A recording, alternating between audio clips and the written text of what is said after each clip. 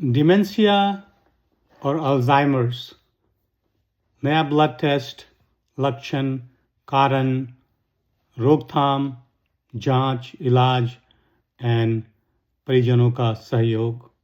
इस वीडियो में उसके बारे में बात करते हैं। डिमेंशिया। मैं पंकज करण हूँ कैलिफोर्निया से, बोर्ड सर्टिफाइड इंटर्निस्ट। आज हम बात करते हैं डिमेंशिया और अल्जाइमर्स डिजीज़ के बारे में, खासकर एक नए ब्लड टेस्ट के बारे में जो अल्जाइमर्स को जल्दी पहचानने में बड़ी क्रांति साबित हो रहा है। मैंने एक वीडियो इस टेस्ट के बारे में बनाया था करीब 2-3 हफ्ता पहले, आप उसको देख सकते हैं।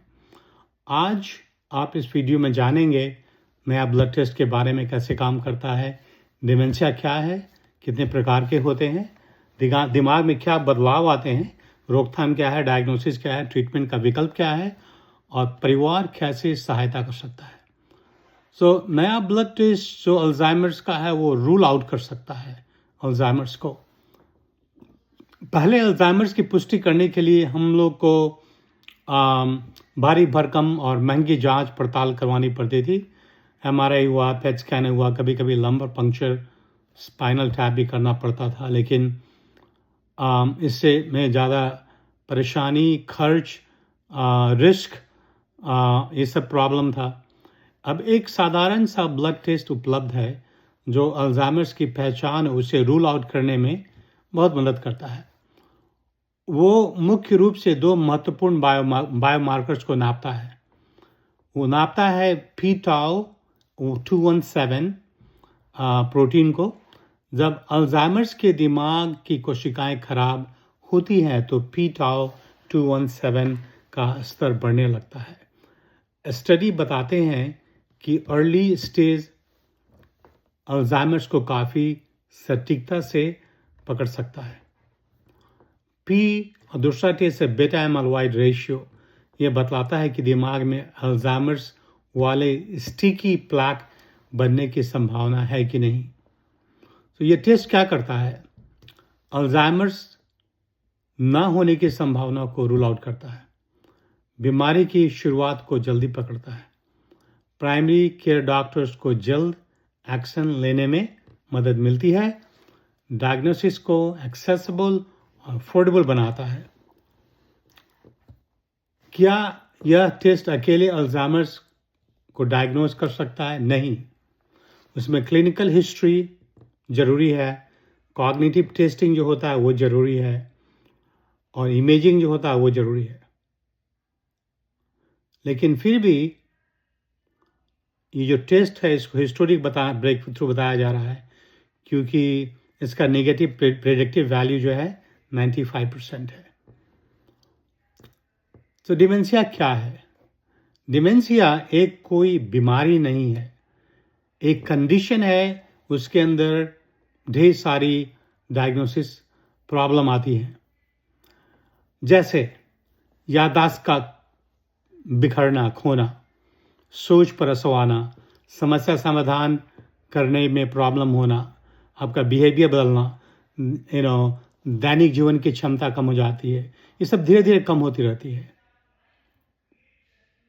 सवाल होता है कि लोग जो नॉर्मल में एज करते हैं उनमें ये सब प्रॉब्लम आती नहीं।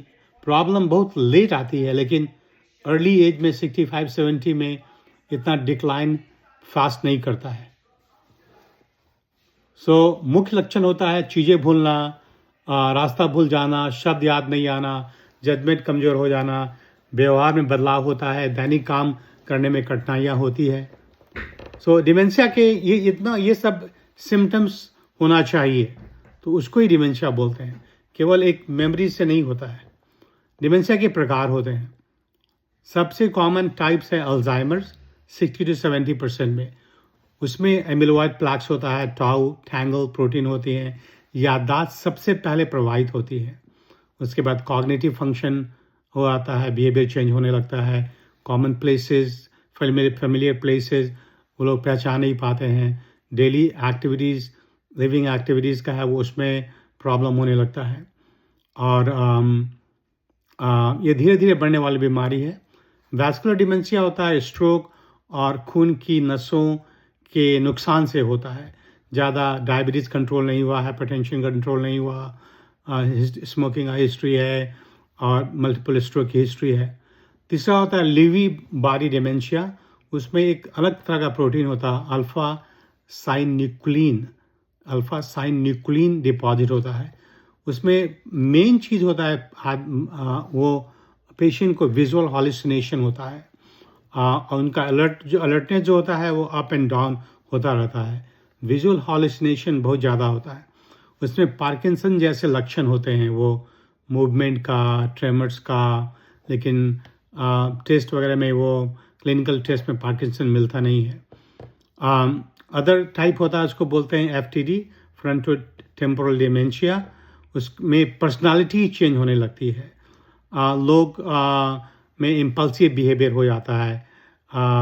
मेमोरी शुरू में ठीक रहती है लेकिन वो व्यक्तित्व में बदलाव हो जाता है और इम्पल्सिव बिहेवियर हो जाता है। ये खासकर यंगर एज में होता है, 50-60 के एज में होता है। फ्रंटो टेम्पोरल लोब जो होता है ब्रेन में, उसमें डैमेज होता है। कभी कभी मिक्स डिमेंशिया होता है, लोगों को अल्जाइमर्स भी है, वैस्कुलर भी है। तो दिमाग में होता क्या है, अल्जाइमर्स में आपका एमिलॉइड प्लैक्स हुआ, न्यूरॉन्स के बीच में कम्युनिकेशन बंद करता है। टाउ टैंगल्स होता है, वो ब्रेन सेल्स के अंदर में घुसकर वो तोड़ देता है, ये दिमाग सिकुड़ जाता है। एसिटाइलकोलिन का स्तर कम होता है। वैस्कुलर डिमेंशिया में खून की सप्लाई कम हो जाती है, तो छोटे छोटे ब्लड वेसल्स होते हैं हेयर के साइज के, उनका ब्लड सर्कुलेशन शुक हो जाता है, छोटा छोटा ढेर सारा स्ट्रोक होता है, उससे ब्रेन सेल्स मरने लगते हैं, ब्रेन टिश्यू को नुकसान होते हैं। लीवी बारी डिमेंशिया में प्रोटीन बिल्डअप होता है, उसमें सोच, कॉग्निटिव फंक्शन ज़्यादा प्रभावित होते हैं और साथ में एक जो होता है गेट, जो चलना, दो चीज़ काफ़ी होते हैं। सो कॉग्निटिव फंक्शन और वॉकिंग दोनों अफेक्टेड होता है। FTD में फ्रंटल टेम्पोरल डिमेंशिया में दिमाग के फ्रंटल टेम्पोरल लोग कमज़ोर हो जाते हैं। सो सवाल था कि कौन सा चीज़ मॉडिफाइबल है, कौन सा चीज़ मॉडिफाइबल नहीं है। अगर उम्र तो मॉडिफाइबल है नहीं, आपको किसी को जवान बना नहीं सकते हैं। अगर परिवार में हिस्ट्री है, इतिहास है, तो फिर है ही। कोई में अगर जेनेटिक है, जैसे ApoE4 वो जीन होता है, उससे डिमेंशिया का ज़्यादा होता है। कुछ मॉडिफाइबल चीज़ हैं, जैसे कि ब्लड प्रेशर का प्रॉब्लम है, इसको कंट्रोल कीजिए। डायबिटीज़, इसको कंट्रोल कीजिए। धूम्रपान को बंद कीजिए, कोलेस्ट्रॉल को बराबर कीजिए, अल्कोहल मत पीजिए, अच्छा से सोइए, एक्टिव लाइफस्टाइल हो, और हियरिंग लॉस है उसको ठीक कराएं, सोशल आइसोलेशन को कम करें, क्रोनिक स्ट्रेस को कम करें। तो वो सब चीज़ को चेंज किया जा सकता है, उससे काफ़ी मदद मिलता है। आपके पास एविडेंस बेस्ड क्या बोलते हैं, रोकथाम का तरीका भी है। आप मेडिटेरेनियन की तरह का डाइट खाएं। हफ्ता में कम से कम 150 मिनट टहलें। सो अगर मान लीजिए 25 से 30 मिनट डेली आप वॉक करते हैं, सुबह में 15 मिनट, शाम में 15 मिनट, उससे काफ़ी फ़ायदा होगा। आराम से सोइए 7-8 घंटे। ब्लड प्रेशर को नियंत्रण कीजिए, ब्लड शुगर को नियंत्रण कीजिए, सोशली इंगेज रहिए, पढ़ना लिखना जारी रखिए, बॉलीवुड में मूवी देखिए, पजल वगैरह कीजिए। काफ़ी ऐप्स भी आजकल आते हैं, उनसे काफ़ी फ़ायदा होता है। और धूम्रपान बंद कीजिए। ब्लड टेस्ट के साथ पूरी जांच कीजिए। कॉग्निटिव टेस्ट होता है मोका और MMSE कराना, थायराइड का टेस्ट कराना, B12 का, किडनी लिवर फंक्शन का, ब्रेन इमेजिंग में MRI बताएगा किसी को स्ट्रोक है, श्रिंकेज है। पेट स्कैन अगर करना है तो उसे एमिलॉइड और टाउ प्रोटीन सेलेक्टेड केस में करवा सकते हैं। फंक्शनल इवैल्यूएशन ज़रूरी है। दैनिक जीवन के काम कैसे हो रहे हैं उसको ठीक करना ज़रूरी है। सोशल इंगेजमेंट, फैमिली सपोर्ट बहुत ज़रूरी है। ट्रीटमेंट का काम है, कुछ विकल्प है, लेकिन इसकी स्लो करता है। और जैसे मेडिकेशंस है, डोने पेजिल, रिवास्टिगमिन, गैलेंटामाइन, मेमेंटिन, वो लोग डिजीज़ मॉडिफाइंग थेरेपी है।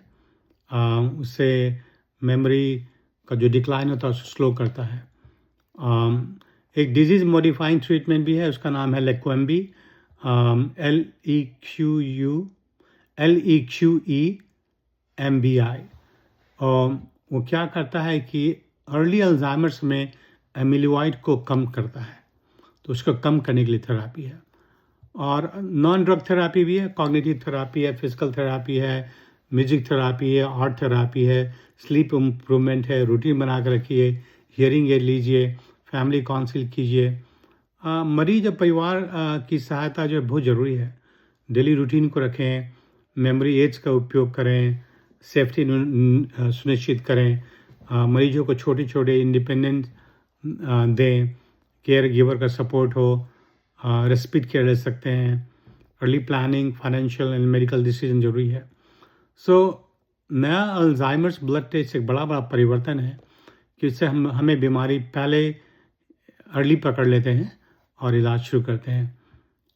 अगर आपके घर में किसी को याददाश्त की समस्या है, या विजुअल हॉल्यूसिनेशन आता है, या पर्सनालिटी चेंज है, इम्पल्सिव बिहेवियर है, उनका कॉग्निटिव फंक्शन, थिंकिंग कम हो रहा है, तो ये सब आपको न्यूरोलॉजिस्ट को देखना ज़रूरी है। इसमें जल्दी इवैल्यूएशन कराएं, देर करने से कोई फ़ायदा नहीं है।